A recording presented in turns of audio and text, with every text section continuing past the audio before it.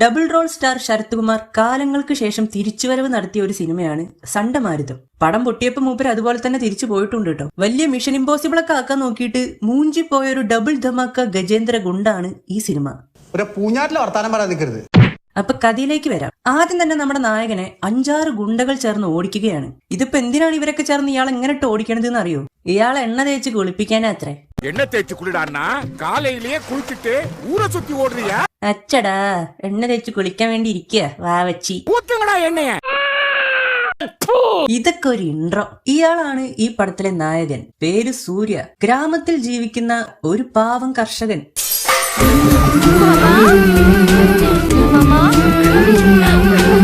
ഇത് ഞാൻ എവിടെയോ കേട്ടിട്ടുണ്ടല്ലോ.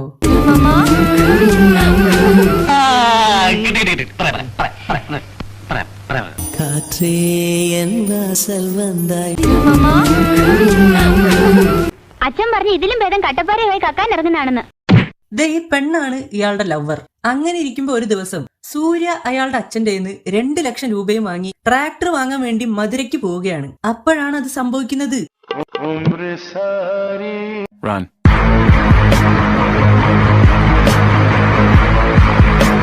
என்ன தம்பி, பணத்தை பச்சிட்டு போயிட்டாங்களா? நேரா நமச்சி ரைஸ் மில் போங்க, ஓன நமச்சியை பாருங்க, உங்க பணம் கண்டிப்பா திரும்ப கிடைக்கும். അങ്ങനെ നമച്ചിയെ തേടി സൂര്യ അയാളുടെ റൈസ് മില്ലിലേക്ക് പോവുകയാണ്. അപ്പൊ നമച്ചിയുടെ ആള് പറയും, നമച്ചു പെടില്ല, ഈ ബെഞ്ചിൽ പോയിട്ട് കുത്തിയിരുന്നോ, കുറച്ചു കഴിഞ്ഞാൽ നമച്ചു വരുന്നു.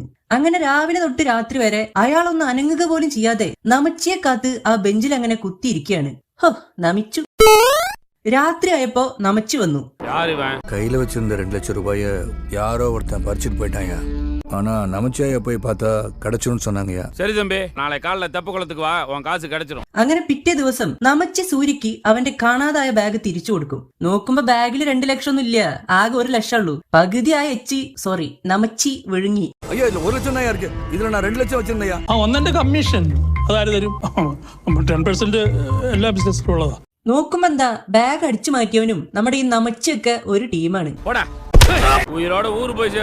അല്ല, ഇവര് ഒരുമിച്ചാണ് ഇതൊക്കെ അടിച്ചു മാറ്റിയതെങ്കിൽ പിന്നെ എന്തിനാണ് ഈ 1 ലക്ഷം ഇയാൾക്ക് തിരിച്ചു കൊടുക്കണത്? കിട്ടിയത് കൊണ്ട് മൂടിയിട്ട് പോയാ പോരെ. നമച്ചിക്ക് ഒരു സവിശേഷ സ്വഭാവമുണ്ട്, അറിയാലോ. കട്ട സാധനം കൊണ്ട് ഒറ്റയടിക്ക് മുങ്ങിയ അതിലൊരു ത്രില്ലില്ല. ട്രാക്ടർ വാങ്ങുന്നതിന് 2 ലക്ഷം വേണിയാ. അപ്പോഴാണ് ആ രഹസ്യം പരസ്യമാവുന്നത്.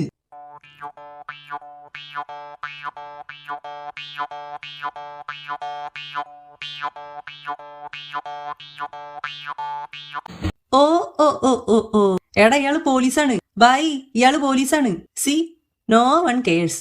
അങ്ങനെ പബ്ലിക്കിന്റെ ഇടയിൽ വെച്ച് സീക്രട്ട് പോലീസ് ഓഫീസറായ സൂര്യ എല്ലാവരെയും വെടിവെച്ച് കൊല്ലുകയാണ്. ബിക്കോസ് അതൊരു സീക്രട്ട് മിഷൻ ആയിരുന്നു. സീക്രട്ട് പോലീസ് ഓഫീസറായ സൂര്യ പബ്ലിക്കിന്റെ ഇടയിൽ വെച്ച് എല്ലാവരെയും വെടിവെച്ച് കൊന്നു. അതെ സാർ. ഒന്ന് എടുത്തോണ്ട് പോടോ. ഇയാള് നമച്ചിയെ കൊല്ലാൻ വേണ്ടി തന്നെയാണ് അച്ഛനോട് നുണ പറഞ്ഞ് 2 ലക്ഷം രൂപയും വാങ്ങിയിട്ട് ബസ്സിൽ ഇങ്ങോട്ട് കെട്ടിയെടുത്തത്. അപ്പൊ ഈ പൊട്ടൻ അയാളെ നേരിട്ട് പോയിട്ട് അങ്ങോട്ട് കൊന്ന പോരെ? ഇതിന്റെയൊക്കെ ആവശ്യമുണ്ടോ? നല്ല ചോദ്യം. അടുത്ത ചോദ്യം. ഇയാൾ 2 ലക്ഷം ബാഗിലിട്ടിട്ട് വന്ന നമച്ചിയുടെ ആൾക്കാരെ അത് അടിച്ചു മാറ്റും എന്ന് എന്താണ് ഉറപ്പ്? നീ എന്താ അത് ചോദിക്കാത്തതെന്ന് വിചാരിച്ചിരിക്കുന്നു. ഇതിപ്പോ ഒരു കാര്യമില്ലാതെ 1 ലക്ഷം നമച്ചി തിന്നു. സാറൊരു പൊട്ടനാണ്, സംശയമില്ല. ഈ സൂര്യയാണ് നമ്മുടെ പടത്തിലെ ടോം ക്രൂസ്. ഇയാളൊരു സീക്രട്ട് പോലീസാണ്, അത് ആർക്കും അറിയില്ല. Because it's A secret. Head ഓഫീസിൽ നിന്ന് ഇയാൾക്ക് ചൈനീസ് ഭാഷയിലാണ് രഹസ്യ സന്ദേശങ്ങളൊക്കെ വരുന്നത്. ഒരു ദിവസം അങ്ങനെ ഒരു സന്ദേശം ഇയാൾക്ക് വരും. ആ ലെറ്റർ ആർക്കും സംശയം തോന്നാതിരിക്കാൻ വേണ്ടി സൂര്യ വലിച്ചെറിയുകയാണ്. എന്നിട്ട് എല്ലാരും പോയ ശേഷം ഇയാൾ തന്നെ പോയിട്ട് അത് പെറുക്കിയെടുക്കും. என் ஃப்ரெண்டு எப்ப பார்த்தாலும் கவிதை எழுதி அனுப்பிச்சுட்டு இருப்பான், வேற வேலை தப்ப. ചൈനീസാ. A few moments later.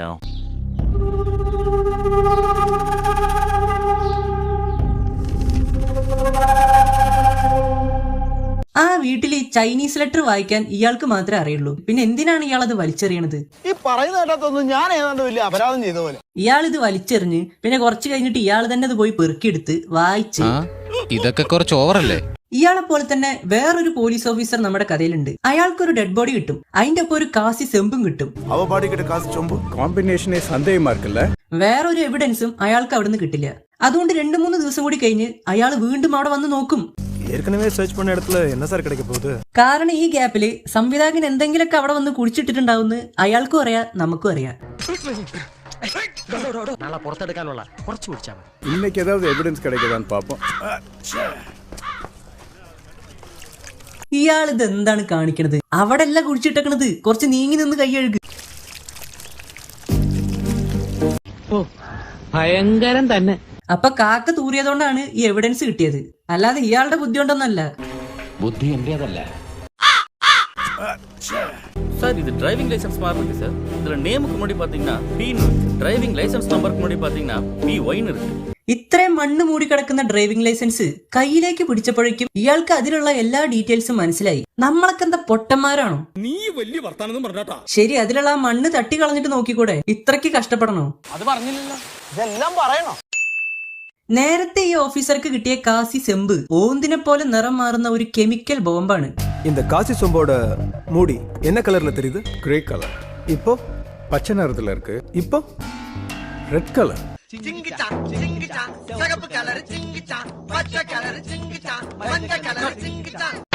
ഈ ബോംബിന്റെ അടപ്പ് കീറിയിട്ട് എവിടെങ്കിലും കുറച്ചു നേരം വെച്ച് കഴിഞ്ഞാൽ 30 സെക്കൻഡിനുള്ളിൽ അത് പൊട്ടിത്തെറിക്കും. ഗെയിം ഓഫ് ത്രോൺസ് കണ്ടിട്ടില്ലേ?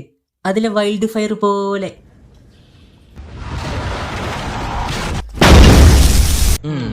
ഈ കാസി സെമ്പിനെ കുറിച്ചുള്ള കൂടുതൽ കാര്യങ്ങൾ നമ്മുടെ ഓഫീസർ തന്നെ നിങ്ങൾക്ക് പറഞ്ഞു തരും. ഒഫാലസിക്ക ഡൈനമൈറ്റ് പേര്. ഒഫാലസിക്ക. ഒഫാലസ്ക, അതാണ് ഈ ബോംബിന്റെ പേര്. ഒഫാലസ്കെ. ഇനി അസ്കലസ്കട ആരെങ്കിലും ആണോ? அயனைஸ் செய்யப்பட்ட பொட்டாஷ், சல்ஃபர், யுரேனியம், புளூட்டோனியம் அதுல இருக்கிறது தெரிய வந்திருக்கு. പീരിയോഡിക് ടേബിൾ മൊത്തം ഉണ്ടല്ലോ. Potash, sulphur, uranium, plutonium. തോന്നിയത് പറയുന്നതിനൊരു അതിരില്ലടാ. Yes sir. അതോടെ மட்டும் ഇല്ലാമ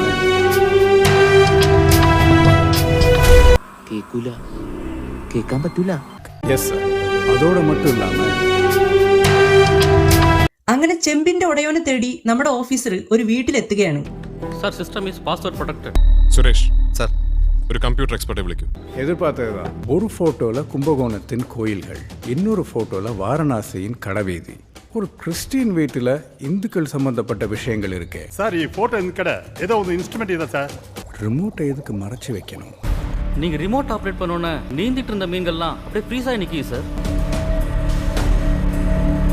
இது நிஜமான மீன்கள் இல்ல, சிலிகான் மீன்கள். സിലിക്കോൺ ഫിഷുക്കുള്ള പെൻ ഡ്രൈവ്. എന്താ ചെയ്യാ? ഇയാൾ എവിടെ തിരിഞ്ഞാലും പെട്ടെന്ന് ഇയാൾക്ക് എവിഡൻസ് കിട്ടിക്കൊണ്ടിരിക്കുകയാണ്.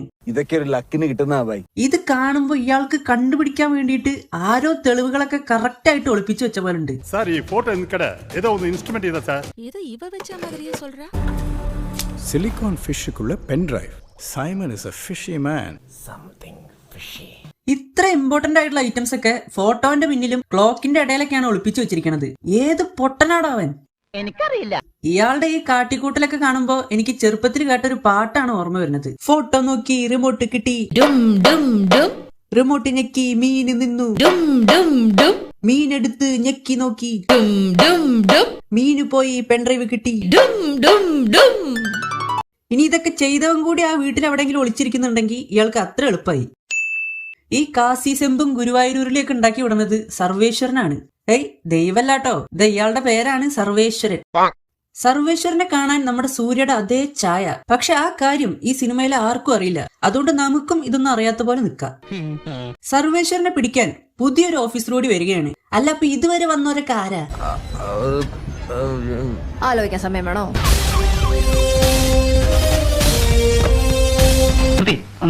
അതെ, ഇതുപോലെ വേറൊരു പാട്ടുണ്ടല്ലോ, പഠിക്കേ.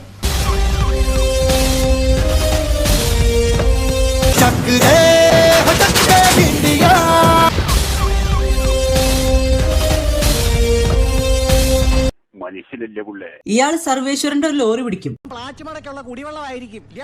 അല്ല, സ്പിരിറ്റാ. സ്പിരിറ്റോ? അതുകൊണ്ട് സർവേശ്വരൻ പോലീസ് സ്റ്റേഷൻ അറ്റാക്ക് ചെയ്യാൻ വേണ്ടി 10-20 ഗുണ്ടകളെ പോലീസ് സ്റ്റേഷനിലേക്ക് അയക്കാണ്. നിങ്ങൾ മുംബൈ പോലീസ് കണ്ടിട്ടില്ലേ? അതുപോലെ. അവരെത്ര പേരുണ്ടെന്ന് ഒരു ഉറപ്പ് പറയാൻ പറ്റാത്തതുകൊണ്ട് തിരിച്ചതെല്ലാം കൂലിക്കാളെ വെക്കുന്നോടാ റാസ്കൽ. ഈ ദൂരെ ആമ്പിള്ളാർക്ക് കൊടുത്തിട്ട് വേറെ വല്ല പണിക്കും പോടാ. ഞാൻ കാണിച്ചതുപോലെ ഒന്നുകൂടെ കാണിക്കൂ. நாம என்ன பாதுகாப்புக்காக பக்கத்து ஊர்ல இருக்கிற ரவுடிங்களுக்கு ஃபோன் பண்ணி வர சொல்லாமையா? കേക്ക് അസിംഗമാ ഇരിക്കാ. പോലീസ് സ്റ്റേഷനെ പാതുകാക്ക റൗഡിങ്ങളാ? ഗേറ്റ് തുറന്ന് തന്നെ കിടക്കണം. ഗേറ്റ് നല്ല திறந்து வைங்க. டீ காபி சாப்பிட கூட யாரும் வெளியே போக கூடாது.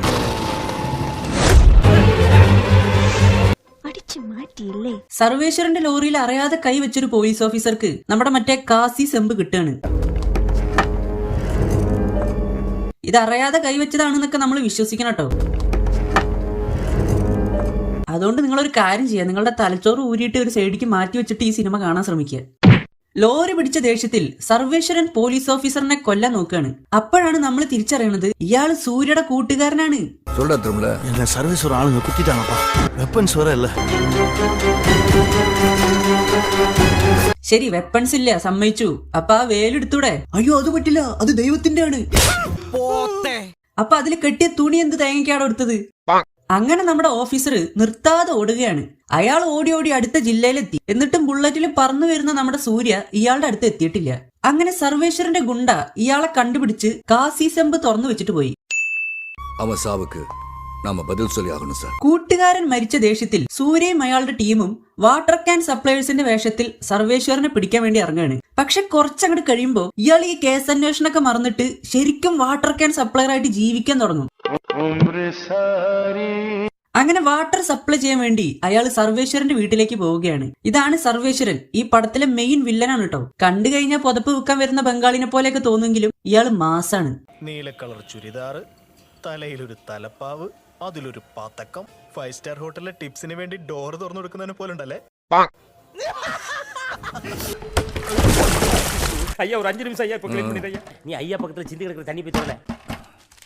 ഓ, ഫോൺ റെക്കോർഡിംഗ് നല്ല ബുദ്ധിയാണല്ലോ.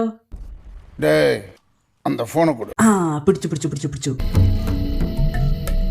ഇൻകമിംഗ് കാൾ ഒന്നുമേ വരല. இப்பெல்லாம் போன்ல யாரும் ஆர்டர் கொடுக்கறது இல்லையா? அவுட் கோயிங்லயும் ஒண்ணும் இல்லையே. அவுட் கோயிங் கட் பண்ணி வச்சிருக்கீங்க.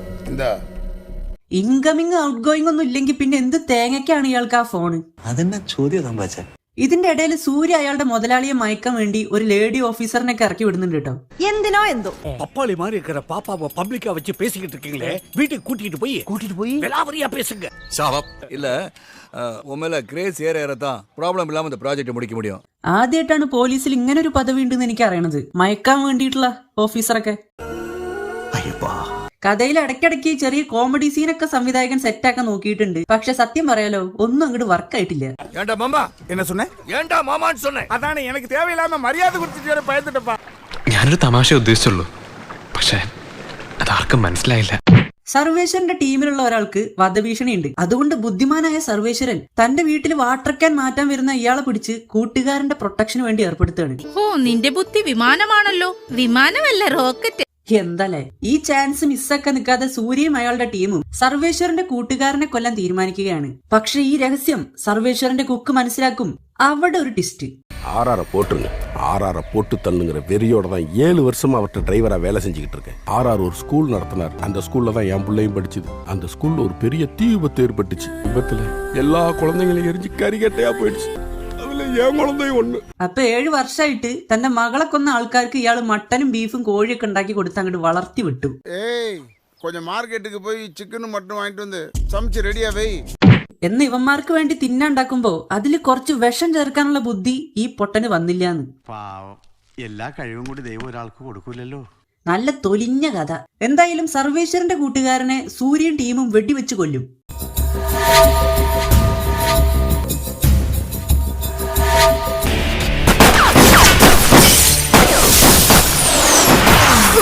അല്ല, ഇവരെന്തിനാണ് ഗ്ലാസിന്റെ പിന്നിലൊക്കെ പോയിട്ട് വെടിവെക്കണത്?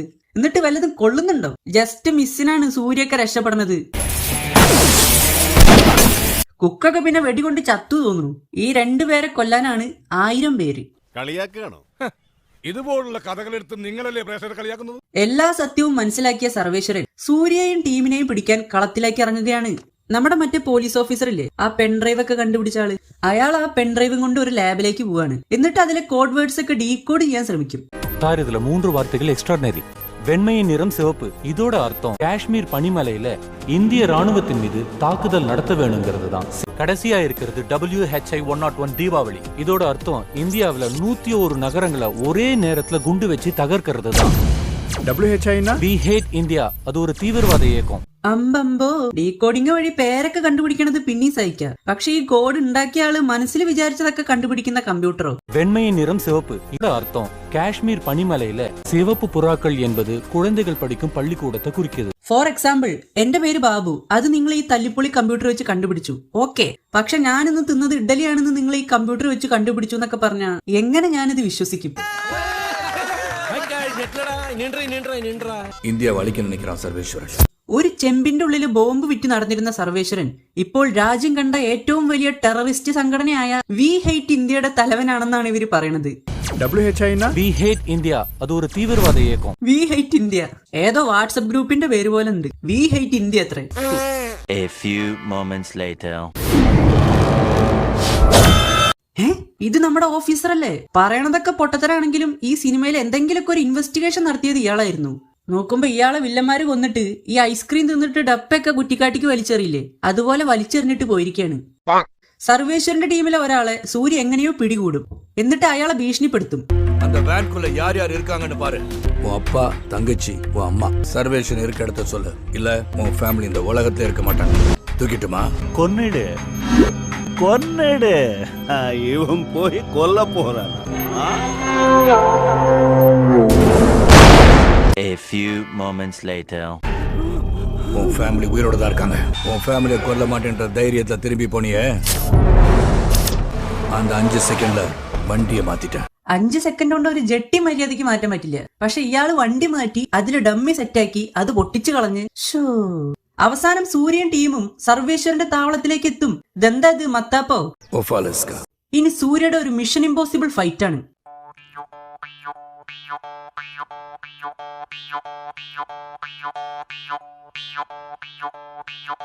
അവസാനം സർവേശ്വരൻ ചത്തു, സൂര്യക്ക് മെഡലും കിട്ടി. ഈ ലക്കത്തിൽ എന്തായാലും ഇനി കൊടുക്കാൻ പറ്റില്ല.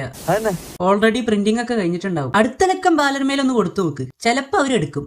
വേണമെങ്കിൽ മതി. ഇതിന്റെ റിലീസിന് ശേഷം ഒഫാലസ്ക പൊട്ടണ പോലെയാണ് ഈ സിനിമ പൊട്ടിയത്. ചാരം മാത്രമേ ഉണ്ടായുള്ളൂ.